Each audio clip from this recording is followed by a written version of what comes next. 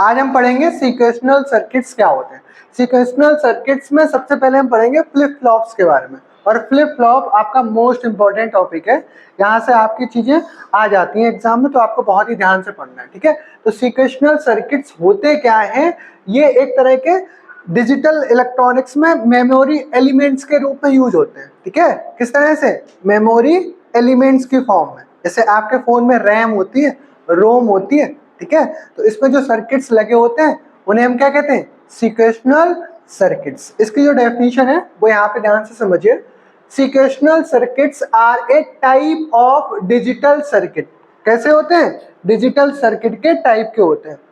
That use memory elements to store information। Memory element में हम क्या करते हैं? इंफॉर्मेशन को ही तो स्टोर करते हैं, ये बात तो हम जानते हैं। तो इसके लिए हम क्या करते हैं? इसके लिए हम मेमोरी एलिमेंट का यूज करते हैं स्टोर करने के लिए information. The sequential circuits are broadly categorized into two main types. दो टाइप्स के होते हैं, ये भी आपको पता होना चाहिए। कौन कौन से? Synchronous and asynchronous. ये भी आपने सिंक्रोनस के बारे में पढ़ा होगा, ठीक है। तो सिंक्रोनस होते हैं और कैसे होते हैं? असिंक्रोनस, ठीक है। ये आपको पता होना चाहिए। Sequential circuits are fundamental in memory units like RAM. RAM की फुल फॉर्म भी आपको पता होनी चाहिए, random access memory. And ROM, ROM की भी फुल फॉर्म आपको पता होना चाहिए, रीड ओनली मेमोरी। फोन में दोनों चीजें होती हैं, रैम भी होती है, रोम भी होती है। इसका मतलब आपको पता होगा, तब आप इसकी फंक्शनिंग समझ सकते हो, इसको किस तरह से यूज करते हैं, ठीक है। तो ये हम सब सीक्वेंशियल सर्किट्स में पढ़ते हैं, ठीक है। अब बात करेंगे अगर फ्लिप फ्लॉप्स की, तो फ्लिप फ्लॉप भी एक तरह से मेमोरी की तरह यूज किया जाता है। इसमें भी हम इंफॉर्मेशन को स्टोर करने का काम करते हैं। तो ये भी आपको पता होना चाहिए, इंपॉर्टेंट टॉपिक है। फ्लिप फ्लॉप्स के टाइप्स भी होते हैं, JK flip flop, SR flip flop, D flip flop, T flip flop, बहुत से टाइप्स के होते हैं ये फ्लिप फ्लॉप्स। ये सब आपको पता होना चाहिए। अब फ्लिप फ्लॉप होता क्या है ये समझिए। Different digital systems need some circuits to store the binary data. Data को स्टोर करते हैं, हमने आपको पीछे भी पढ़ाया है, डिजिटल इलेक्ट्रॉनिक्स जब पढ़ाई थी, तो वहां पे जो डाटा स्टोर होता है किसकी फॉर्म में होता है? बाइनरी की फॉर्म में। और बाइनरी में कितने डिजिट्स होते हैं? 2 डिजिट्स होते हैं। या तो लो होगा, लो का मतलब क्या है? 0, और या तो हाई होगा हमारा, हाई का मतलब क्या है? 1, ठीक है। तो बाइनरी फॉर्म में डाटा को स्टोर करते हैं, ठीक है, फॉर सम टाइम, कुछ समय के लिए। Storing of data could be done in different ways. जो डाटा को स्टोर करने का काम करते हो उसके बहुत सारे वेज होते हैं। कोई जरूरी नहीं है कि आप एक ही तरह से डाटा को स्टोर करो, बहुत सारे वेज होते हैं, ठीक है। But the basic building block used in such memory circuits is a flip flop. लेकिन उसमें अगर हम बेसिक सर्किट की बात करें तो बेसिक सर्किट के रूप में कौन सा यूज करते हैं? Flip flop. और इसको क्या कहते हैं? By stable circuit. Most important objective है कि फ्लिप फ्लॉप का दूसरा नाम क्या है? By stable circuit. ये आपको पता होना चाहिए, मोस्ट इंपॉर्टेंट ऑब्जेक्टिव है, ठीक है। The bistable circuit belongs to a category of circuits called multivibrators. इसको मल्टी वाइब्रेटर की कैटेगरी में आता है। ये जो बाई स्टेबल सर्किट्स होते हैं ये किसकी कैटेगरी में आते हैं? Multi vibrators.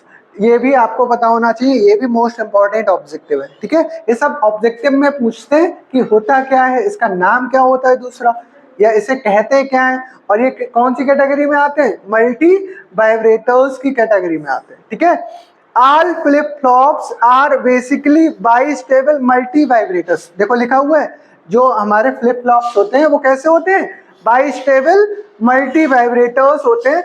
One whose output is either a low, या तो उनका आउटपुट लो होगा, और ए हाई वोल्टेज। लो का मतलब 0 और हाई का मतलब 1, ठीक है। ये बात भी आपको पता होना चाहिए।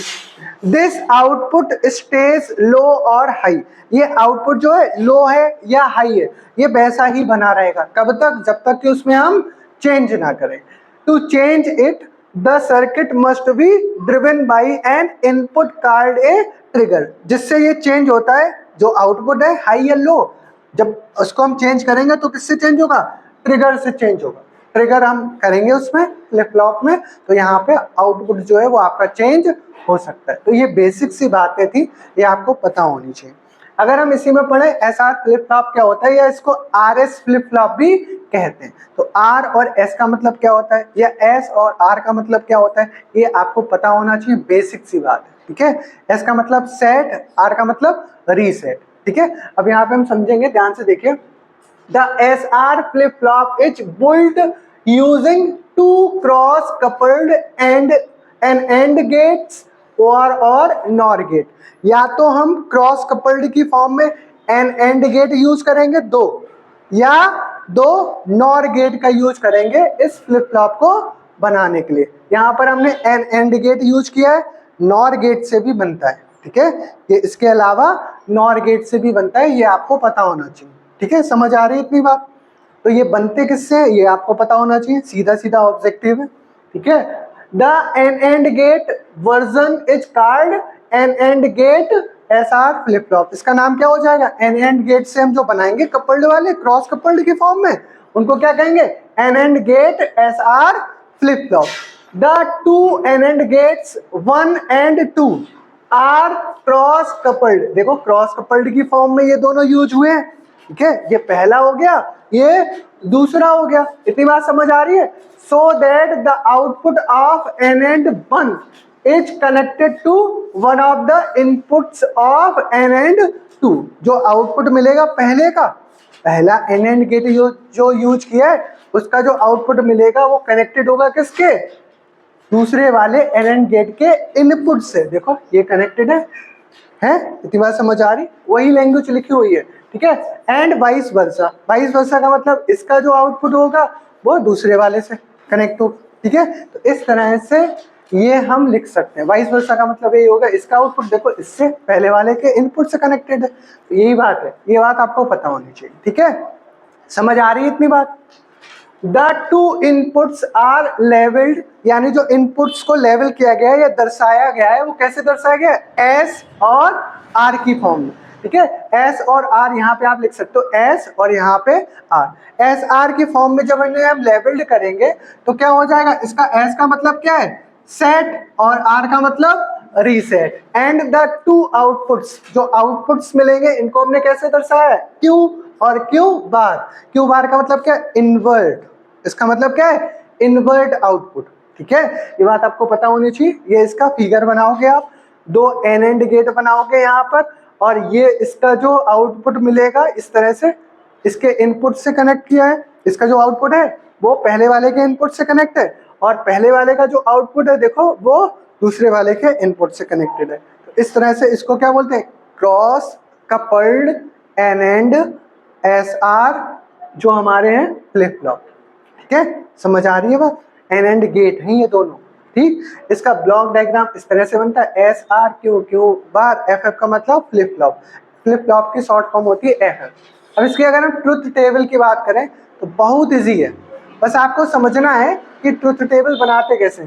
ट्रुथ टेबल में S सेट की फॉर्म में लोगे, R रीसेट की फॉर्म में लोगे, Q और Q बार हमारे आउटपुट्स हैं, और यहाँ पर स्टेट क्या होगी इस फ्लिप फ्लॉप की, वो ये बताएगा रिजल्ट।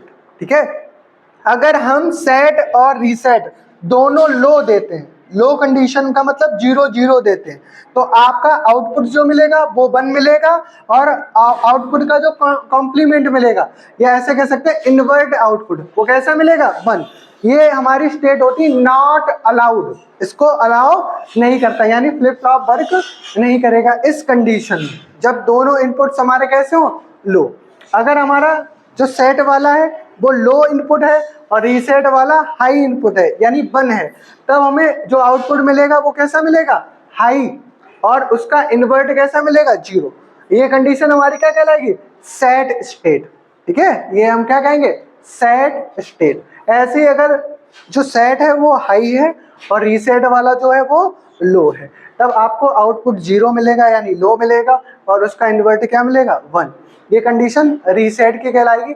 और इसमें सबसे इंपॉर्टेंट बात ये है, अगर दोनों हमारे सेट और रीसेट हाई होंगे तब आपका जो आउटपुट होगा वो नो चेंज होगा, चेंज ही नहीं होगा उसमें, और ये कंडीशन हमारी प्रीवियस कहलाएगी। तो इस तरह से आप सीक्वेंशियल सर्किट क्या होते हैं, फ्लिप फ्लॉप्स क्या होते हैं, इनके टाइप्स आप अच्छे से पढ़ लीजिएगा। यहाँ से एग्जाम में ऑब्जेक्टिव सीधे सीधे पूछ लेंगे, तो इसको नोट डाउन करना चाहें तो नोट डाउन कर लीजिए। ठीक है।